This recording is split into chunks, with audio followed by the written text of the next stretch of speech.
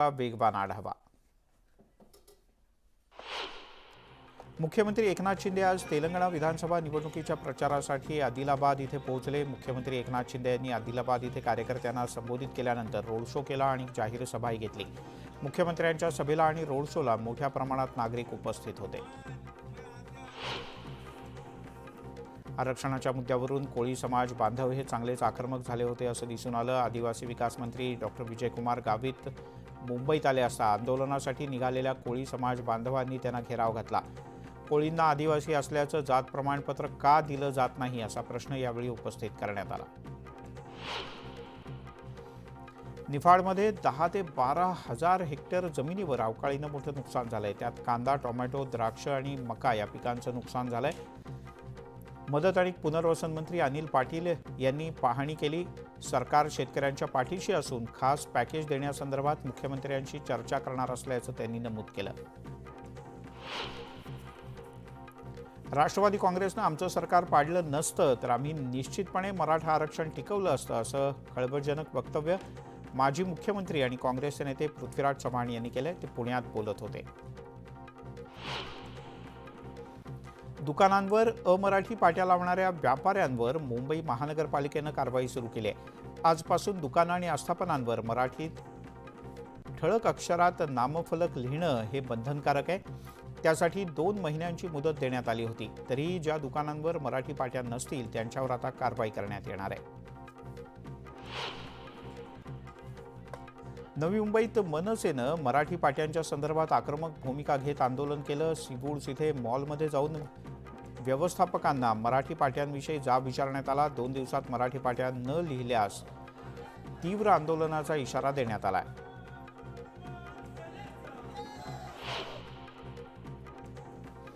जिल्हा बँक आर्थिक फसवणूक प्रकरणात ठाकरे गटाचे उपनेते अद्वै हिरे यांना मोठा दिलासा मिळालेला नाही। हिरे यांच्या जामीन अर्ज मालेगावच्या न्यायालयानं फेटाळला आहे। त्यामुळे त्यांच्या अडचणींमध्ये वाढ झाली आहे।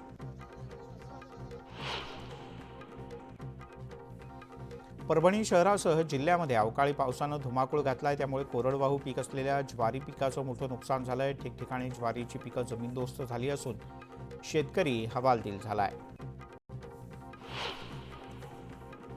अवकाळी पावसामुळे राज्यात एकूण 87,876 हेक्टर क्षेत्र बाधित झालं असून नाशिक आणि बुलढाण्यात सर्वाधिक नुकसान झाल्याचं अंदाजपत्रक सरकारनं तयार केलंय। नाशिकमध्ये 32,833 हेक्टर क्षेत्र बाधित झालं आहे। पालघर जिल्ह्यामध्ये अवकाळी पावसानं दमदार हजेरी लावली आहे। त्यामुळे जिल्ह्यातील मिरची उत्पादक शेतकरी संकटात सापडलाय।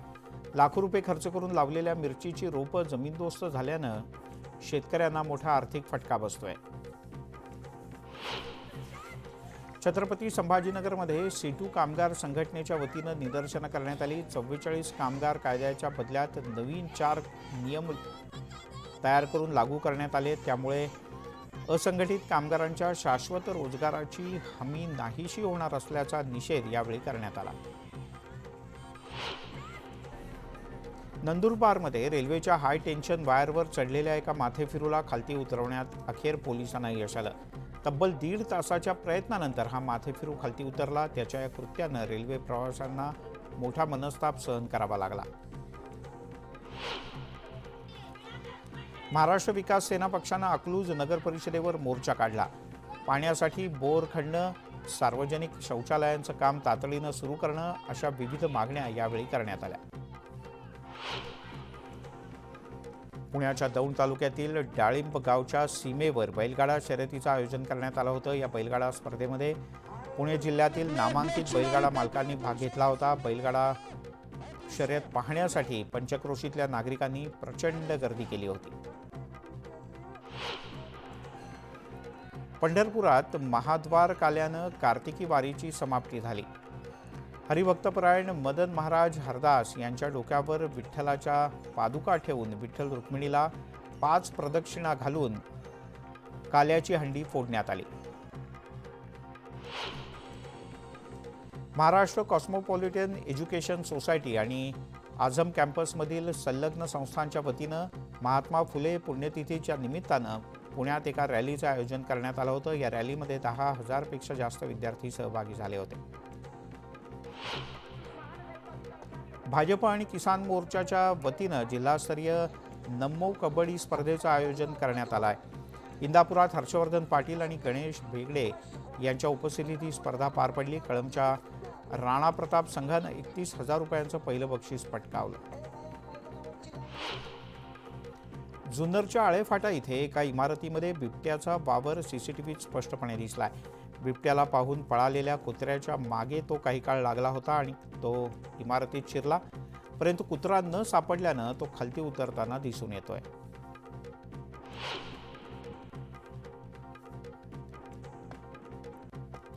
देवाई महिला नागरी सहकारी पतसंस्थेत सप्टेंबर महिन्यात 22 कोटी रुपयांचा घोटाळा झाल्याचं समोर आलं होतं। तेव्हापासून अध्यक्ष मीना महादेव काकडे आणि कार्यकारी संचालक महादेव अच्युतराव काकडे हे दोघेही पसार आहेत। या प्रकरणी अरुण पूर्णपात्रे यांना अटक करण्यात आली। मॉर्निंग वॉक करणाऱ्या व्यक्तीला पोलीस असल्याचं सांगत 88,000 रुपयांना लुटल्याची घटना पिंपरीमध्ये घडली आहे। चोरांपासून बचाव करण्यासाठी दागिने आणि पैसे रुमालात बांधून ठेवा असं सांगत तो रुमाल लंपास करण्यात संबंधिताला यश आलं। पोलीस आता आरोपीचा शोध घेत आहेत। राज्य उत्पादन शुल्क विभागानं माढा तालुक्यात 2 ठिकाणी केलेल्या कारवाईमध्ये गोवा बनावटीची 26,35,000 रुपयांची दारू जप्त करण्यात आली। या प्रकरणी 2 आरोपींना ताब्यात घेण्यात आलं आहे। जन्मदात्या बापानंच 18,000 रुपयांची सुपारी देऊन मुलाची हत्या घडवून आणल्याचा धक्कादायक प्रकार नाशिकच्या दिंडोरीत समोर आलाय। दारू पिऊन सतत त्रास देत असल्यानं बापानं त्याची हत्या केल्याची माहिती मिळत असून आरोपींना ताब्यात घेतल्यानंतर ते कबुली देतील अशी पोलिसांना अपेक्षा आहे। सोलापुरात जिल्हा परिषद शाळेमध्ये शिक्षक असलेले अतुल मुंडे यांनी पत्नी आणि मुलाची हत्या करत स्वतः आत्महत्या केल्याचा धक्कादायक प्रकार समोर आलाय। त्यांनी असं का केलं याबद्दल कोणतीही माहिती मिळू शकलेली नाही। बार्शी पोलीस या संदर्भात अधिक तपास करत आहेत। पालघरमधल्या सफाळे मांडकुसार रस्त्यावर 3 दुचाकींचा अतिशय विचित्र अपघात झाला। या अपघातामध्ये एकाचा जागीच मृत्यू झाला तर 3 जण गंभीररीत्या जखमी झाले। दाट धुक्यामुळे हा अपघात झाल्याची शक्यता आहे। शेतकऱ्यांवर आसमानी संकट कोसळलेलं असताना स्वतःला गरीब शेतकऱ्याचा मुलगा म्हणवणारे मुख्यमंत्री हे तेलंगणा राज्यात निवडणुकीच्या प्रचाराला गेले आहेत। अशा शब्दात उद्धव ठाकरे यांनी एकनाथ शिंदे यांच्यावर निशाणा साधला। सरकारच्या 1 फुल 2 हाफमधील फुल प्रचारावर असताना 2 हाफ आहेत कुठे असा प्रश्नही त्यांनी केला। उद्धव ठाकरे मुख्यमंत्री असताना त्यांना इगो झाला होता। विकासासाठी दिल्लीत पंतप्रधान मोदींना ते भेटले नाहीत, मात्र सोनिया गांधी आणि शरद पवार यांना अनेकदा जाऊन भेटायचे अशा शब्दात एकनाथ शिंदे यांनी जोरदार टीका केली।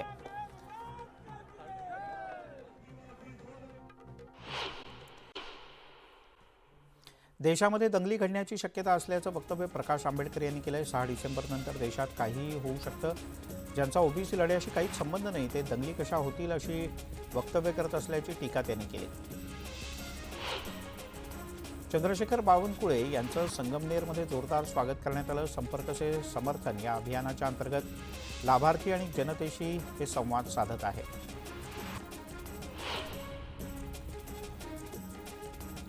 भाजपच्या प्रमोद जठार यांनी रत्नागिरी सिंधुदुर्गात प्रचाराला सुरुवात केल्यानं संभ्रम निर्माण झाला होता। यानंतर संभाव्य असणं काही गैर नाही, पक्षानं तिकीट दिलं तरी ठीक, नाही दिलं तरी नाराजी अजिबात नाही असं वक्तव्य जठार यांनी केलंय। पक्ष जो उमेदवार देईल त्याला निवडून आणण्यासाठी प्रयत्न करणार असल्याचं त्यांनी नमूद केलं। आमदार रोहित पवार यांची युवा संघर्ष यात्रा हिंगोलीत दाखल झाली। यावेळेला रोहित पवार यांनी अवकाळी पावसानं नुकसान झालेल्या शेतीची पाहणी केली। कापसाच्या शेतात जाऊन त्यांनी शेतकऱ्यांना धीरही दिला।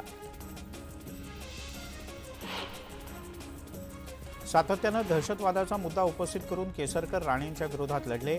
दहशतवादाचं कारण पुढे करत राष्ट्रवादीतून शिवसेनेत गेले। मग आता राणेंना भेटल्यानंतर तो दहशतवाद संपला का असा प्रश्न भाजपच्या राजन तेली यांनी उपस्थित केलाय। निवडणूक जवळ आली की केसरकर यांना भाजपचे नेते आवर्जून आठवतात असा टोलाही त्यांनी लगावला। मनोज जरांगे पाटील यांची 5 डिसेंबरला अकोल्याच्या चरणगाव इथे एक जाहीर सभा आयोजित करण्यात आली आहे। सकाळी 11 वाजता ही सभा होणार आहे. याकरता चरणगाव इथे सुमारे 100 एकरावर पार्किंग आणि सभेची व्यवस्था करण्यात येते. मराठा आरक्षणासाठी नेत्यांना गावबंदी करणारं हे पहिलं गाव होतं.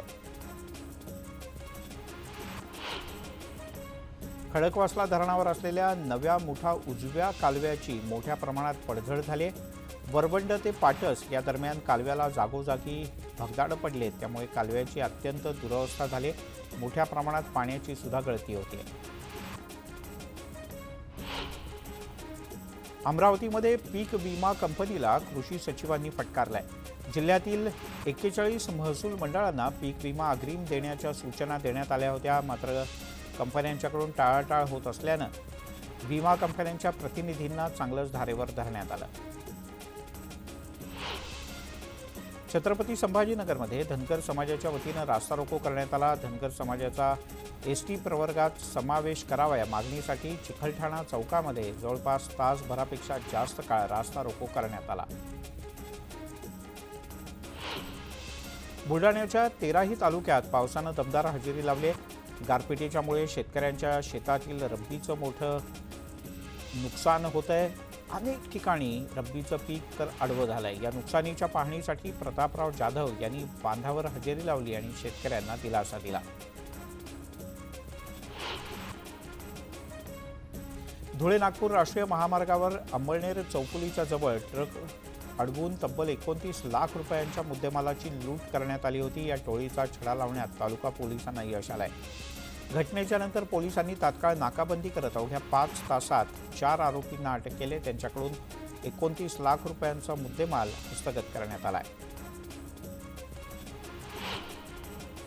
यंदा परभणीमध्ये अत्यल्प पाऊस झाल्यानं तीव्र दुष्काळी परिस्थिती निर्माण झाली होती. येणाऱ्या काळात पावसाचं संकट तीव्र होणार आहे. याविषयी जनजागृती करण्याकरता परभणी जिल्ह्यातील दुसलगाव इथे एका रॅलीचं आयोजन करण्यात आलं होतं. पाण्याचा काटकसरीनं वापर करा आणि नियोजन करा या संदर्भात उपस्थितांना मार्गदर्शन करण्यात आलं. वादळी वारे आणि विजांच्या कडकडाटासह झालेल्या अवकाळी पावसामुळे छत्रपती संभाजीनगरात पुन्हा एकदा पाणी पुरवठ्याचा प्रश्न ऐरणीवर आलाय. जायकवाडीतील पारोळ, ढोरकीन, नक्षत्रवाडी इथे विद्युत पुरवठा खंडित झाल्यामुळे 2.5 तास पाणी पुरवठा सुद्धा बंद झाला होता. त्यामुळे शहरात उशिरानं पाणी पुरवठा करण्यात आला. सांगलीच्या मिरज तालुक्यात बुधगाव इथे आदेशाचा भंग करून बैलगाडा शर्यतीचं आयोजन करण्यात आलं होतं. या प्रकरणी सांगली ग्रामीण पोलिसांनी 6 जणांच्या विरोधात गुन्हा दाखल केला आहे. खटाव तालुक्यातील निमसोड इथे श्री सिद्धनाथ जोगेश्वरी यात्रेच्या निमित्तानं बैलगाडा शर्यतीचं आयोजन करण्यात आलं होतं. या शर्यतीमध्ये जिल्ह्यासह इतर जिल्ह्यातून सुद्धा जवळपास 317 गाड्या दाखल झाल्या होत्या. जळगावातील नगरदेवळा इथे ऐतिहासिक वारसा लाभलेल्या श्रीमंत बालाजी महाराज रथोत्सवाचा कार्यक्रम सुरू झाला. श्रीमंत बाळासाहेब के.एस. पवार यांच्या वंशजांच्याकडून रथोत्सवाचं विधिवत पूजन करण्यात आलं. मुस्लिम बांधवांच्याकडून रथावर पुष्पवृष्टी सुद्धा करण्यात आली. हवामान खात्यानं वर्तवलेल्या अंदाजानुसार अकोला जिल्ह्यात अवकाळी पावसानं हजेरी लावली. जिल्ह्यातील अनेक भागामध्ये पिकांचं मोठं नुकसान झालंय. अवकाळी पावसामुळे हरभरा, गहू या पिकांना पोषक वातावरण असून कपाशी, तूर, कांदा आणि अन्य पिकांचं मात्र नुकसान होईल अशी भीती आहे.